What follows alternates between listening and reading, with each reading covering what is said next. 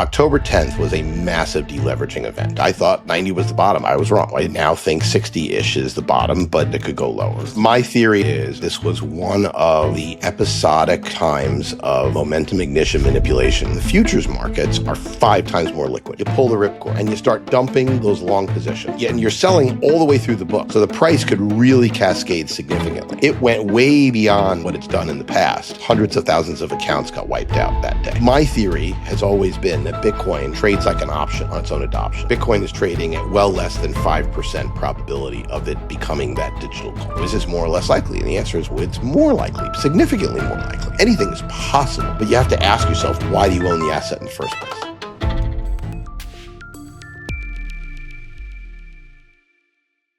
Well, the one asset that we've put so much time into is Bitcoin, but it's languished, right? These last 8 months have been really brutal. If you have put a lot of time and energy into Bitcoin, how do you explain it? Is it just a 4-year cycle? I don't like the word 4-year cycle, although look, human psychology is human psychology. People will do what they're going to do. October 10th was a massive deleveraging event, right? Not terribly different and not straight on a 4-year cycle like Terra Luna was, but it was a massive deleveraging event. And when that massive deleveraging event happens, retail is going to flow out, confidence is going to drift, and it went far more than I expected. Look, I thought 90 was the bottom. I'm not going to lie. I was wrong, right? I now think 60-ish is the bottom, but, note that it could go lower. Whatever, it is what it is. I'm not selling here, but the point is that cycles of human emotion are accurate. So you see things like the famous meme, $120 guy selling Bitcoin lines out the door, right, at his table, and the guy selling $60 Bitcoin is alone, and there's like nobody there ready to buy it. And that is human nature. But you have to ask yourself the question, what else is going on here? Well, there are 2 other things that are going on. Thing number 1 that's going on is entirety of crypto. There's a lot of crap. It just is. There's a lot of tokens that have absolutely zero reason to exist. Projects that may deliver infrastructure but don't have native value. You could look at it from the ridiculous meme coins, and I don't want to go down through all of the ones that are pure memes. Trump token being one of the most obvious ones because it's almost infinite supply. I mean, what's the point, right? It's not like an NFT where you have provenance and say, okay, I own this piece of art signed by the whatever. You could make an argument on NFTs at least. All the way to tokens that don't matter. So Polymarket's been a massive success. Everyone understands that. The token that it's based on, though, has done virtually nothing. Yeah. Why? Well, because the token really wasn't necessary, right? The ecosystem was necessary. The tech was necessary. The equity, people who own Polymarket, okay, they're making a lot of money. But that's the difference. That's the trap that Gensler and Warren basically, they dug the hole, they put spikes in the bottom of the hole, and they put leaves over the hole. And they said, okay, you guys can build memes and you can do governance tokens that give your holders no rights whatsoever. But you can't pass on economics. You can't give ownership, right? In either in a product, in a market, or in a company. And that caused greedy people in the token space to say, okay, we're going to issue these tokens because we don't have any regulations against it. We can raise money. And then people put their money in there and the money gets flushed. When people start putting money into products and the money gets flushed, they leave. And they leave in droves. They leave for a long time. And then eventually the newer products come in that have actual paths. So if you look at a token like Hype for Hyperliquid, Hype is directly associated with the revenues of Hyperliquid. And so, I'm looking at the price of Hyperliquid, and yeah, it's been up and down and been volatile, but at least you can understand it. It certainly outperformed a lot of others. That's the thing about the crypto world. Now, Bitcoin may be the lead sled dog that moves the crypto market around, but it is also subject to the fact that when people have malaise in the crypto market, they get malaise about Bitcoin too. None other than Jeremy Grantham stands up and says, and yeah, he's a bit past his sell-by date, I'm not going to lie, but he was a brilliant investor in his day. And, he equates the two. And it's just absolutely absurd. I mean, it's not true. The point about Bitcoin is that it is a asset that has the characteristics, the literal almost perfect characteristics of a monetary store of value. of money, right? The only thing that it doesn't do is it isn't scalable to be used by everybody in every single transaction on its own. That it's not. That's basically the only thing that it can't do. But as a settlement layer for finality, yeah, it's fine. And that's something that people don't understand. But you have to go through all of it, and that has happened. And so post October 10th, with this massive deleveraging event and hundreds of thousands of people wiped out, you saw the fleeing of retail, and at the same time, what's been going on now for over a year is a massive, and it stopped recently, but is a massive distribution of older holders of Bitcoin to newer holders of Bitcoin, from whales that bought in, to use Gary Cardone's terms, from the 300s to the 3000s, whatever, to people who have bought in from 30,000 to 120,000. Right, via the ETFs. Now that has to happen for Bitcoin to gain its critical mass of adoption, for people to believe it is going to replace or move alongside gold as a global store of value. Has to happen. Doesn't make it less painful. But when you combine it at the same time as a massive deleveraging event, and the psychology of a cycle based on the having or not, and human emotion being what it is, yeah, you get where you are today. Yeah, October 10th, definitely something broke, right? And as somebody who has studied and knows so much about market plumbing, is it just that people got flushed out because of leverage and they left? Or was there something fundamental beneath the surface that we can't really obviously see that changed that day? My theory, and I've written this, is I think that this was one of the episodic times of momentum ignition manipulation that happened to happen at a time where the market was unbelievably vulnerable to it. Yeah. And so, we've seen these before many times, actually, where, because the structure of the market is interesting in the case of Bitcoin in particular, but it's true in all of crypto. It's true in a lot of financial assets, actually, where the futures markets are 5 times more liquid, right? 5 times. So what does that mean? Imagine you have a fair amount of capital, and you can buy Bitcoin and sell futures over a period of weeks to build up this huge position, long Bitcoin, short perpetual swaps or short futures, whichever, it doesn't matter, but perpetual swaps work better. And you could do so when funding rates are low, so it's not costing you to hold that position. So you could build it up and up and up and up and up. Now, you have this huge position, and you do it in Bitcoin, you do it in Ethereum, you do it in Solana, you do it in Polygon, you do it in, what was the one that went really, Sui, you do it across the board, all of crypto, and you just do this slowly. And then on a weekend, when liquidity is the thinnest in the spot markets, you pull the ripcord and you start dumping those long positions, and you're selling all the way through the book. Now, a couple things to understand: when you start selling spot in a book, the majority of liquidity is focused around the best bid and best offer. For every percent away from what was the best bid or best offer, it takes significantly less quantity to sell to move it another percent and another percent, another percent, another percent. So the price could really cascade significantly. So you could sell, and you start selling at where there's a lot of liquidity. You get your average sell price from where you sell it to where it goes. And your average sell price could be somewhere, down here. In the beginning, it'll be there, it'll be down here. But now you don't have to buy any futures yet. You start buying your perpetual swaps lower than that as it cascades. Auto liquidations trigger in the perpetual swaps. And so you could sit and wait for the liquidation. So you could be selling, pick a number. Let's say Bitcoin was on October 10th, 120. And you could sell from 120 down to 110 and get most of your stuff sold, but keep selling, push it down towards 100. You don't have to start buying your perpetual swaps back into the 90s. Mm-hmm.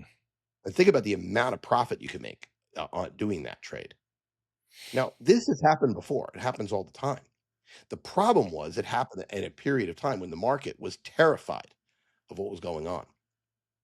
And so it caused, I use the analogy, it's like, the poor arsonist who's just trying to burn down a building, and it turns out that there's a supply of thermite in the basement of the building, and it takes out city blocks instead of just the building. Mm-hmm. It's more or less the same thing. So it triggered this widespread panic and this much larger reaction than they expected. I mean, I'm sure they made a lot more money than they expected to that day. And I don't know how many firms did it or who did it or whatever. The fact that it's never been investigated drives me friggin' nuts. It's why one of the reasons I'm actually pro the CFTC getting involved, and I've written about this, so I understand it. But the point here, Rob, is that happened. It went way beyond what it's done in the past, and it literally wiped people out. Lots of people, hundreds of thousands of accounts got wiped out that day. And so the net result of that is the aftermath of that is, are people, even if they rebuild wealth to be able to invest, are they going to trust it? Yeah, that's the issue. It takes time, and that's where we are today. Yeah, people got scared. There was definitely some heavy hands, some manipulation going on that day. But one of the silver linings since then was that the ETFs held on, right? These people say that the boomers held on, but June, $4.5 billion worth of ETFs were sold. Wouldn't it be funny if the ETF holders had gone through this whole entire bear market and then just sold the bottom this last week or so? What's your take on that? It would be typical. Yeah. That is a typical thing. But understand, once again, it's not monolithic. ETFs have still been, there were predictions, people like Jim Bianco, who predicted that 50%, 70% of the ETF buyers would sell. That we're not even close to that, right? The amount of selling is a small percentage, relatively speaking. True. So let's understand that. It's not as bad as you think. But yes, the pure retail crowd, people who give up. James Lavish made the point, and he's right, that what happens in quarterly rebalances, but the two biggest ones are June and December, are during quarterly rebalances, people sell their losers and buy their winners to make their professionals do this to make their portfolios look better for attracting further investors. By the way, that is exactly opposite of what every single rational professional investing advice tells you to do. They always tell you to, they tell you to cut the losers and sell the winners. Yeah, that's true. But you have to look at it from a time point of view. So if you do that strategy, what's going to happen? You're going to see that kind of dumping, in June. It's just completely normal. So I'm not terribly nonplussed by that. I just want to go back to the whole point of why the ETF holders have been like that. Sure. It's because of my theory has always been that Bitcoin trades like an option on its own adoption. You're buying it because you believe that Bitcoin has a material chance of becoming digital gold. Digital gold, to put numbers on it, if you look at gold's monetary value, I think gold's monetary value is somewhere around 80% of gold's total value. And you get to that by comparing it to platinum, which is much rarer than gold, by the way, has historically been considered more valuable in jewelry, to the point where older women still value it that way. Younger women are like, no, gold is more expensive. Right. So, but you could go through the math, and I've done this before multiple times. You can compare it to silver, where silver is 1/15 as rare as gold in the Earth's crust, but traded as bad as 1/100th of value. And the reason is silver got demonetized over time because it became hard for it to be used. So you could decide on your number. Based on those metrics, Bitcoin is trading at well less than 5% probability of it becoming that digital gold.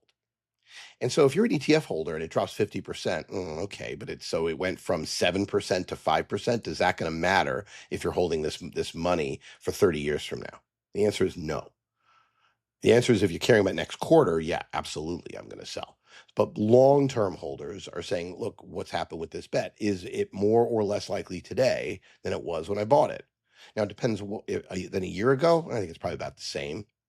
But 5 years ago, it's significantly higher probability. The network, despite the exodus of compute power to AI, is still 6.5 times stronger than it was back when Bitcoin was last at these price levels in the euphoria of the last bull market. Right. So you ask yourself the question, is this more or less likely? And the answer is, well, no, it's more likely, significantly more likely. So why should the price be at this level? And so you hold it, and it really depends. So people who have Bitcoin as a percentage of their portfolio or have significant conviction don't sell. The ones who have a trading position, they did sell. And that's why it gets flushed. And so that's why you see selling down, down toward 58. That's why you're seeing this level being so important where it is today, relatively speaking. I tend to think it will hold around these levels, but we'll see. I would not be surprised to see it float back up. It could be another rally, and it could get sold into the and have a cycle bottom in September, October. That's possible. Anything is possible, but you have to ask yourself, why do you own the asset in the first place? I mean, we've had the ETFs, we've had digital credit. There's been many ideas as to new catalysts to push Bitcoin to a new stratosphere. What do you see coming down the road that could really push Bitcoin to the hundreds of thousands of dollars mark? I will say it again. Bitcoin is an option on its adoption as a global store of value. Gold and Bitcoin are both going to continue to get pushed by the massive amounts of monetary printing. And the more and more people that understand this, the more and more likely it will happen. And so, we just had, people looking at M2, going on. We have a government in the United States, right, which wants to and owns a fair amount of Bitcoin, that wants its price to go up and believes in it. But we'll see. Does that matter? No. What matters is adoption. Adoption, adoption, adoption. At a certain point, it becomes self-fulfilling. And I actually think we're past that point, and the market is just dramatically underpricing it. We saw the same thing. We've seen the same thing every time there have been massive crashes. So post-dot-com bubble, Amazon traded just stupidly, even though it became obvious. Once they were no longer just a bookseller, its prospects were so much larger. Once NVIDIA gained such a big technological lead on chips for graphics processing, which then became both Bitcoin as well as, and then Ethereum, and then AI chips, it became obvious. And so if you could go back in time and say what was obvious, I mean, we all have these obvious moments in our time. I mean, mine was Cisco. I remember working, building a small, within a small brokerage, building a global business, and finding out that Cisco's routers were more than 10 times more price performant than Cabletron Systems, which was a much bigger company at the time. And I thought, oh, wow, I really should be investing in this Cisco thing. And I thought, well, let me build my business. I'm not going to worry about that. And of course, Cisco in those days, it went up 10,000% from there. So, we all see them. This time, I just know what's happening with agentic commerce. And there are certain things that are going to do extraordinarily well. And there are certain things that won't. But you got to look at supply and demand, right? We need to see more evening out of the holdings of Bitcoin for it to become that thing. No one's going to accept a global store of value that is perceived to be owned by a bunch of hoodie-wearing, cypherpunks, and they control 80% of it. That's just not going to happen. And they don't control 80% of it anymore. But the point is, that isn't going to happen. They may think it's going to happen, but they're delusional.